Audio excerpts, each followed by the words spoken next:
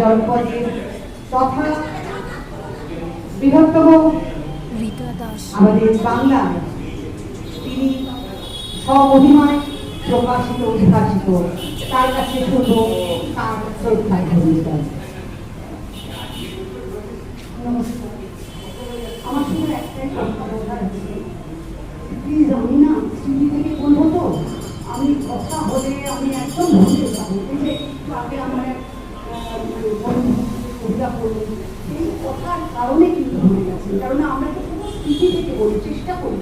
তো সেটা প্লিজ আপনারা একটু সহযোগিতা করবেন। যে কজন আছেন, যদি আমার কবিতা ভালো লাগে তো ভালো, পছন্দ না হলে আমার কিছু বলার নেই, কিন্তু একটু চুপ করে থাকলে আমার নিবেদন সুবিধা হয়।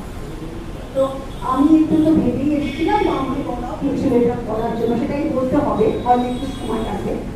আমার নিবেদন গান্ধারীর আবেদনের কিছু নির্বাচিত অংশ। ধর্ম নাকি সম্পদের হেতু মহারাজ, নয় শিশুকে পুত্র শিশু, ধর্মই ধর্মের শেষ। মূর্খ নারী আমি, ধর্ম কথা তোমাকে কি বুঝাইব স্বামী?